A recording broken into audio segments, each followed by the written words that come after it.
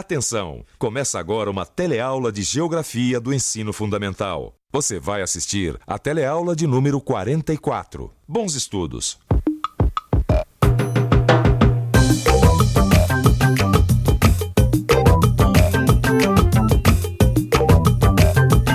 Na teleaula de hoje, você vai conhecer mais profundamente os países que formam esse bloco. Vai verificar que a organização social e cultural dessas nações foi uma grande arma para que eles vencessem as limitações dos seus recursos naturais, assim como também os estragos sofridos durante a Segunda Guerra Mundial. Por que eles são chamados tigres asiáticos? Você sabe? Não? Mas isso não tem o menor problema, porque nós vamos tentar descobrir juntos essa e outras respostas para entender melhor o que se passa naquela distante região oriental. A sua teleaula de hoje está apenas começando.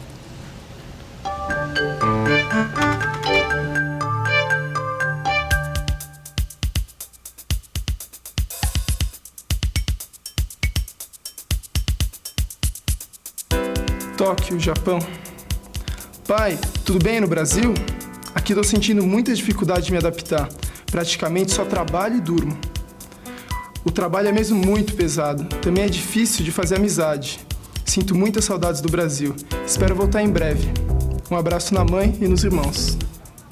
Milhares de jovens brasileiros de origem nipônica estão agora trabalhando no Japão. O que leva esses jovens a se aventurarem num país tão distante do nosso?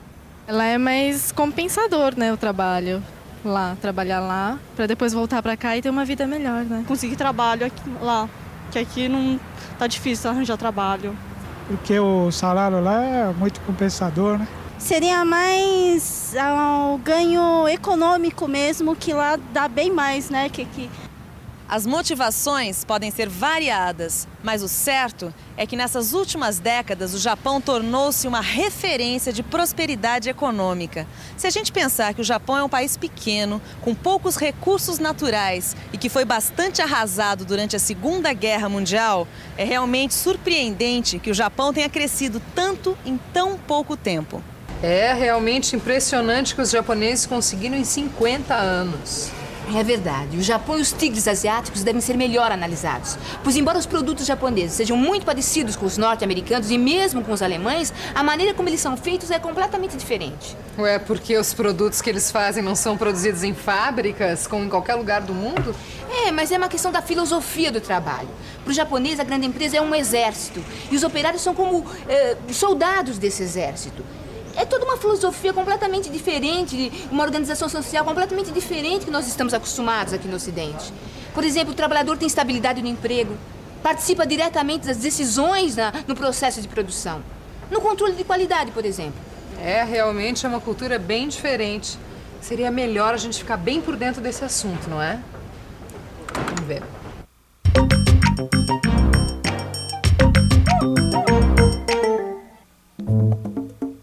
O Japão é, na verdade, um arquipélago formado pelas ilhas Hokkaido, Shikoku, Kyushu e Honshu, que é a maior do arquipélago e onde está situada a cidade de Tóquio. No todo, o Japão possui cerca de 370 mil quilômetros quadrados e uma população estimada em torno de 125 milhões de habitantes. O Japão já vinha expandindo suas fronteiras na área do Pacífico desde o início do século, quando derrotou o Império Russo e ocupou a Manchúria do Sul e a Península da Coreia. O impacto da Grande Depressão Americana, iniciada em 1929 com a quebra da Bolsa de Valores de Nova York, fortaleceu os militares, que nos anos 30 invadiram e ocuparam o norte da China, passando então a controlar as ricas jazidas minerais que alimentaram a indústria pesada japonesa em seu esforço de guerra. Com o poder industrial consolidado desde a segunda metade do século passado e com uma sociedade fortemente militarizada, o Japão desafiou a influência da Inglaterra e dos Estados Unidos com uma audácia que se revelou no ataque a Pearl Harbor, em 1941, confrontando a maior potência industrial do planeta, os Estados Unidos da América. A resposta foi devastadora, e o Japão, que tinha se alinhado à Alemanha, foi derrotado pelas forças aliadas em 1945. O final da guerra foi traumatizante para os japoneses, com o lançamento das bombas atômicas em Hiroshima e Nagasaki. As tropas norte-americanas que ocuparam a região depois da guerra ainda promoveram uma profunda reforma agrária nos territórios ocupados, seja no Japão, seja na Coreia do Sul. E essa reforma agrária acabou com a base de poder das oligarquias militares destes países, democratizando o acesso à terra. Que coisa, hein? Caiu uma bomba atômica sobre eles e mesmo assim eles conseguiram se reerguer e se tornar uma grande potência mundial. Pois é, os americanos acabaram com o poderio que os japoneses pensavam que tinham antes da guerra e, além de vencê-los, ainda fizeram uma reforma agrária democratizando a terra. E o mais engraçado é que foi os Estados Unidos que ajudou o Japão a se reerguer logo depois da guerra. Peraí, perderam os Estados Unidos? É, você não sabia? Não. É o seguinte... Em 1949, aconteceu a Revolução Chinesa e a China tornou-se comunista, passando a ser, a partir de então, a República Popular da China. Os Estados Unidos começaram a se preocupar com a proximidade da República Popular da China e da União Soviética, que disputavam o controle sobre o Extremo Oriente durante a época da Guerra Fria. Assim, os Estados Unidos resolveram promover a recuperação econômica do Japão através de uma ajuda financeira direta, com empréstimos em condições extremamente favoráveis aos empresários japoneses. E, além disso, a reforma agrária que eles haviam feito tinha facilitado muito a produção de alimentos e também a ampliação dos mercados internos dos países já ocupados, como o Japão e a Coreia do Sul. Mas será que essa ajuda dos Estados Unidos explica toda essa recuperação econômica do Japão? Claro que não. A despeito dessa ajuda, a recuperação da economia japonesa foi graças ao esforço dos próprios japoneses. Com uma agricultura de alta produtividade baseada no arroz e com uma das maiores frotas pesqueiras do mundo, a economia japonesa consegue abastecer de alimentos sua numerosa população.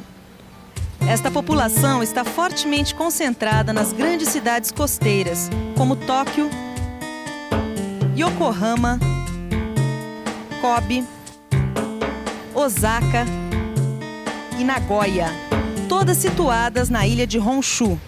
Essas cidades litorâneas também concentram grande parte da indústria japonesa, que depende diretamente da importação de matérias-primas e energéticos e da exportação de seus produtos para o mercado mundial.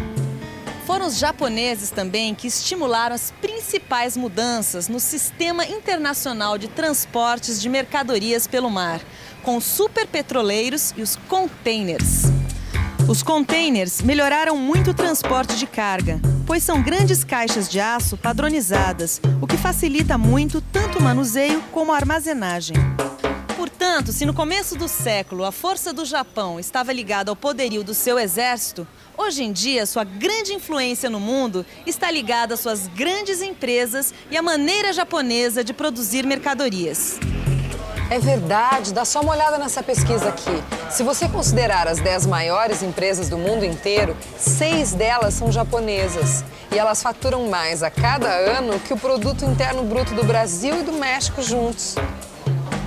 Como explicar o sucesso dessas empresas? Bom, não há dúvida de que a organização social e cultural do Japão contribuiu muito para o sistema produtivo que eles implantaram, com uma mão de obra extremamente disciplinada e treinada.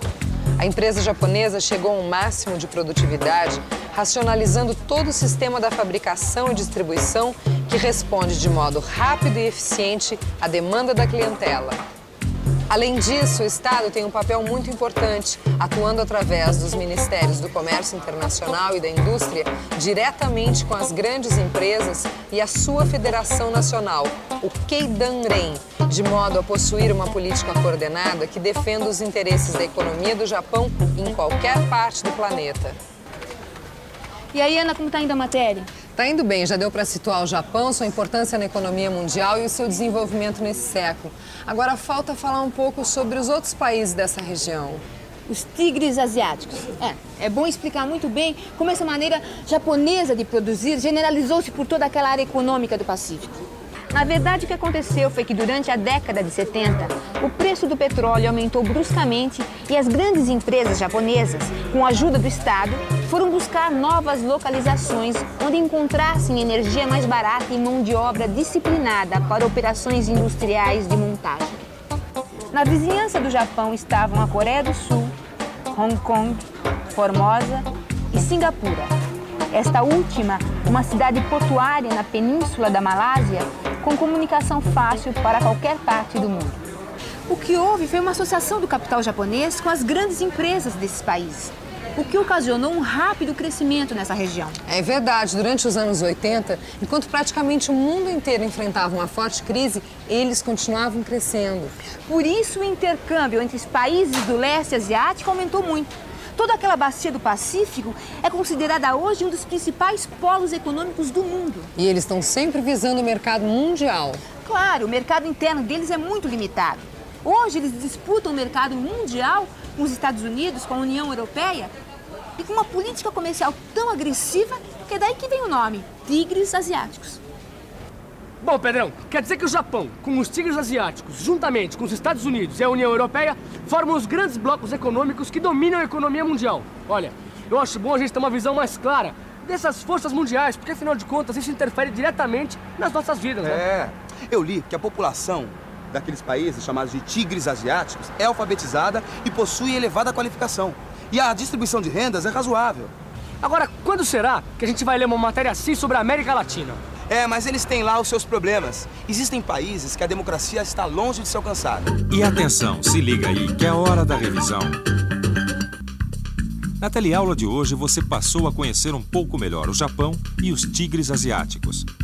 Soube que o Japão, que já tinha um poder industrial consolidado a partir da metade do século passado e uma sociedade fortemente militarizada, viu sua situação se alterar profundamente com a derrota na Segunda Guerra Mundial.